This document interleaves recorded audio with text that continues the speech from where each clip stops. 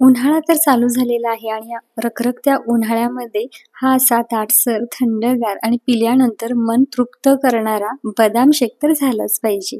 ह्या अशा कडाक्याच्या उन्हामध्ये घराबाहेर पडलो, की मग आपली पावलं हळूवार आईस्क्रीमच्या गाड्यावरती जातात आणि मग तिथे आपण खूप सारे पैसे देऊन हा बदाम शेक पितो. पण अगदी परफेक्ट चवीचा हा बदाम शेक आपण घरच्या घरी पण बनवू शकतो बरं का, अगदी सोप्या पद्धतीनं. जसा गाड्यावर मिळतो अगदी सेम त्याच चवीचा तसाच दाटसर असलेला बदाम शेकचं इथं सांगितलेलं प्रमाण अगदी परफेक्ट आहे.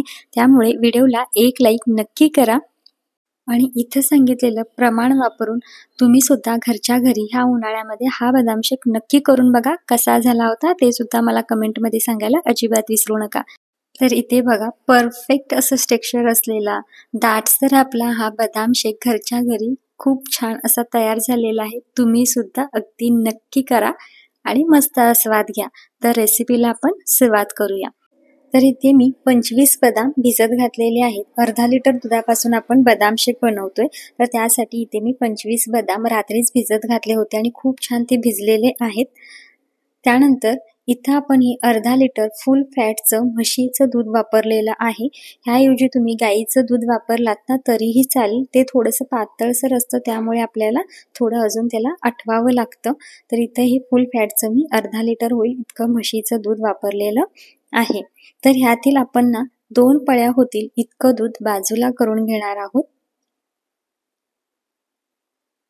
तर इथे मी 2 पळ्या होतील एवढं दूध बाजूला करून घेतलं आणि ह्यामध्ये आता 2 चमचे व्हॅनिलाचं कस्टर्ड पावडर घातलेलं आहे आणि आता हे आपण व्यवस्थित फेटून घेणार आहोत. यामध्ये अजिबात गुठळ्या राहता कामा नयेत.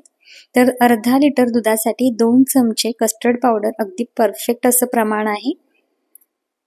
हे बघा अगदी आपलं कस्टर्ड दूध इथं तयार झालेलं आहे. आता पुन्हा एकदा अर्धी पळी दूध मी बाजूला काढून घेतलेलं आहे एका वाटीमध्ये आणि उरलेलं दूध आपण गॅसवरती तापण्यासाठी ठेवणार आहोत. तर इथं बदामाच्या सगळ्या साली काढून झालेल्या आहेत. साली काढल्यामुळे बदामातील जी उष्णता असते ना ती कमी होते. इथं आता छोटं मिक्सरचं जार घेतलेलं आहे आणि यामध्ये आपण हे सोललेले सगळे बदाम घालून घेतले आणि जे दूध आपण साईडला काढून घेतलं होतं त्यातील थोडंसं दूध मी यामध्ये घातलं आणि थोडं शिल्लक ठेवलेलं आहे. आता आपण मिक्सरमधून अगदी याचे ना ओबडधोबड पेस्ट करून घेणार आहोत. फाईन पेस्ट केलात ना तरीही चालेल. फक्त असं चांगलं ओबडधोबड पेस्ट केली ना की ते दाताखाली छान लागतात बदाम खाण्यासाठी. तर इथं वाटीमध्ये सगळी पेस्ट मी काढून घेतलेली आहे आणि थोडंसं दूध आपण शिल्लक ठेवलं होतं ना ते ह्या मिक्सरच्या जारमध्ये घातलं आणि पूर्ण मिक्सरचं भांडं स्वच्छ धुवून ह्या वाटीमध्येच ते दूध ओतून घेतलं. आता इथे बघा आपलं दूध ना हलकं असं गरम होत आलेलं आहे. थोडीफार शाईवरती आलेली आहे. यामध्ये आता आपण साखर घालणार आहोत. तर अर्धा लिटर दुधासाठी इथे मी 5 चमचे होईल इतकी साखर वापरलेली आहे. तुम्ही हे प्रमाण कमी जास्त करू शकता. ह्याच्यापेक्षा जास्त गोड आवडत असेल तर अजून 2 चमचे साखर वापरलात ना तरी चालेल. तर आता हे बघा हे केलेली बदामाची जी पेस्ट आहे ना ती आपण ह्या संपूर्ण दुधामध्ये घालून घेणार आहोत. दूध अजून बऱ्यापैकी तापलेलं नाहीये, फक्त कोमटसर असं झालेलं आहे. सगळ्या दुधामध्ये ही पेस्ट घालून घेतली आणि आता पळीने आपण याला व्यवस्थित असं हलवून घेऊया. गॅसचा फ्लेम मी अगदी मंद केलेला आहे आणि मंद आचेवरतीच आपण ह्या दुधाला आता चांगली उकळी आणायची आहे. म्हणजे साखर आहे ना ही यामध्ये व्यवस्थित अशी विरघळली जाते आणि जे बदाम घातलेत ना तेही छान ह्यामध्ये शिजले जातात आणि त्याचा कच्चा सुगंध जो आहे ना तो कमी होतो. आता इथं कस्टर्डचं जे दूध करून घेतलं होतं आपण ते पुन्हा एकदा असं हलवून घ्यायचं, कारण कस्टर्ड पावडर असते ती वाटीला खाली चिकटून राहते आणि दूध वर येतं. त्यामुळे ज्या वेळेला दुधात घालतो ना त्यावेळेला ते हलवून घ्या.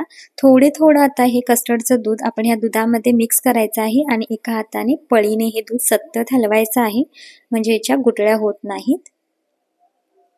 तर संपूर्ण वाटी मी ह्या दुधाने स्वच्छ अशी विसळून घेतली आणि हे बघा आता एकसारखं आपण हे दूध हलवणार आहोत. आता गॅसचा फ्लेम मी मीडियम केलेला आहे आणि मीडियम फ्लेमवरती आपण हे दूध असं सतत हलवणार आहोत. लगेचच ह्याला दाटसरपणा यायला सुरुवात होते. कस्टर्ड पावडर ना ह्यामध्ये थोडी शिजू द्यायची. यासाठी परफेक्ट ह्याला उकळी आली ना की मगच आपण गॅस बंद करणार आहोत. तर ह्याला जोपर्यंत दाटसरपणा येत नाही तोपर्यंत आपण ह्याला असंच हलवणार आहोत. तर इथे बघा एक अशी चांगली उकळी आली. त्यानंतर गॅस पूर्णपणे मी लो केलेला आहे आणि लो फ्लेमवरती अजून एक 5 मिनिटं आपण याला चांगलं असं शिजू देणार आहोत. म्हणजे ह्याला छान दाटसरपणा येतो. अगदीच दाटसर करायचं नाही कारण ते गार झाल्यानंतर खूपच दाटसर होतं. तर इथे बघा आता बऱ्यापैकी ह्याला उकळी येत आहे. आणि अगदी परफेक्ट असं आपलं हे दूध तयार झालेलं आहे. ह्याच्यापेक्षा दाटसर शिजवू नका, कारण ज्या वेळेला ते गार होतं त्यावेळेला ते अजून दाटसर होतं. तर त्यामुळे अगदी परफेक्ट असं आपण शिजवलेलं आहे हे दूध. आता गॅस पूर्णपणे मी बंद केलेला आहे. त्यानंतर आता आपण इथे वापरतोय व्हॅनिला इसेन्स. तर ह्याचे साधारण 4 ते 5 थेंब आपण यामध्ये व्हॅनिला इसेन्स वापरणार आहोत. पूर्णपणे ऑप्शनल आहे, नाही वापरलात ना तरीही चालेल, पण याचा फ्लेवर आहे ना ह्या बदाम शेकमध्ये खूप छान लागतो. तर हे सगळे इसेन्स आता ह्या बदाम शेकमध्ये मी व्यवस्थित असं मिक्स करून घेतलेलं आहे. आता ह्यातील वाफा जाऊ देत, म्हणजे हे बऱ्यापैकी कोमट होईल आणि मगच आपण हे फ्रीजमध्ये ठेवणार आहोत. तर भांडं गरम आहे, तर त्यासाठी हे संपूर्ण बदाम शेक आहे तो मी ह्या दुसऱ्या भांड्यामध्ये ओतून घेतलेला आहे आणि हे भांडं आपण 4 ते 5 तासासाठी झाकून फ्रीजमध्ये ठेवणार आहोत, म्हणजे अगदी ते गारेगार असं होईल. आणि साधारण 4 तासानंतर हा बदाम शेक मी फ्रीजमधून बाहेर काढलेला आहे आणि अगदी गार असा आपला हा बदाम शेक इथं तयार झालेला आहे. खूप छान ह्याला अजून दाटसरपणा आलेला आहे, क्रीमीपणा आलेला आहे. तुम्ही पाहू शकताय अगदी मस्त जसा गाड्यावर मिळतो ना त्याच चवीचा त्याच टेक्स्चरमध्ये आपला बदाम शेक घरच्या घरी तयार झालेला आहे. आणि तुम्ही पळी बघू शकताय अगदी हा बदाम शेकनं कोट झालेली आहे. याचा अर्थ आपला बदाम शेक अगदी परफेक्ट असा झालेला आहे. तुम्ही सुद्धा नक्की ट्राय करा. वरून आपण थोडीशी गार्निशिंगसाठी बदामचे आणि पिस्त्याचे काप घालून घेऊया. हेही खूप छान लागतात. अगदी मस्त परफेक्ट बदाम शेक तयार झालेला आहे. गाड्यावर मिळणारा महागडा हा बदाम शेक अगदी घरच्या घरी आपण करू शकतो आणि ह्याचा आस्वाद घेऊ शकतो. सगळे खूप खुश होतील ह्याची मला खात्री आहे. सर्व करून घेऊया बदाम शेक. अगदी मस्त बघू शकताय तुम्ही अगदी परफेक्ट असं ह्याला टेक्स्चर आलेलं आहे, दाटसरपणा आलेला आहे मस्तच. आणि इतक्या प्रमाणामध्ये इथे माझे हे फुल 2 ग्लास भरून सुद्धा अजून थोडा बदाम शेक भांड्यामध्ये शिल्लक राहिलेला आहे. म्हणजे बघा इतक्या प्रमाणामध्ये आपले 2 ग्लास होतील इतका हा बदाम शेक तयार होतो. वरून थोडेसे बदामाचे काप आणि पिस्त्याचे काप घालून ह्याला डेकोरेट करूया. मस्त परफेक्ट. चवीला तर खूप छान असा लागतो, तितकाच करायलाही सोपा आहे. नक्की करून बघा. आणि तुम्ही बनवलेला बदाम शेक कसा झाला होता हे सुद्धा मला कमेंटमध्ये सांगायला अजिबात विसरू नका. तुम्हाला आजचा हा व्हिडिओ जरा जरी आवडला असेल तर व्हिडिओला प्लीज एक लाईक करा आणि व्हिडिओ जास्तीत जास्त शेअर करा.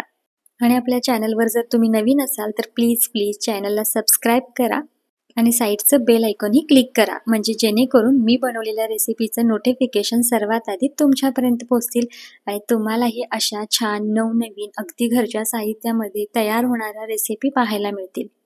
आणि हो, असा बदाम शेक ह्या उन्हाळ्यामध्ये करून प्यायला अजिबात विसरू नका. नक्की करून बघा. तोपर्यंत मी याचा आस्वाद घेते. पुन्हा भेटू अशाच नवीन रेसिपी सोबत. तोपर्यंत बाय बाय.